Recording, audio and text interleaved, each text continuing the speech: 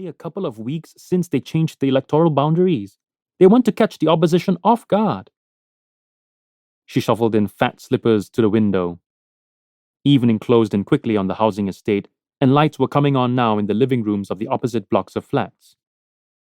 Although they were on the 16th floor, noise travelled quickly upwards from the playground below. He could hear the high voices of children crying out to each other, the thud of the ball from the adjoining basketball court, then a second silence, followed by cheers as, he guessed, the ball landed in a basket. "What's the time?" He looked at his wrist and realized he'd taken off his watch. He padded over to the carriage clock on the telephone table, the marble cold on his feet. "Almost 7:30. She smiled. "Shall we?" "Heaven has eyes. It's been a while." By way of answer, she reached for the TV remote.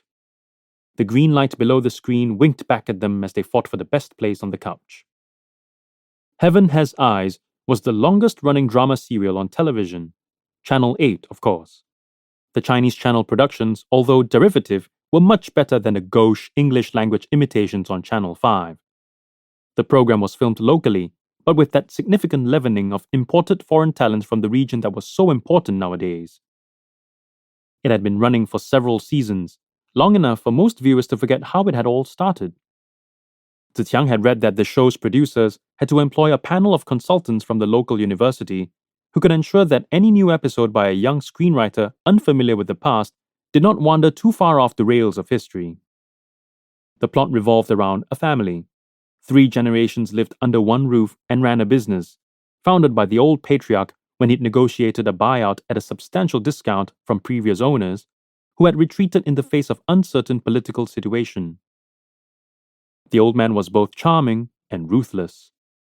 Through a series of mergers, acquisitions, and total elimination of competition, he guided the family concern to ever greater heights.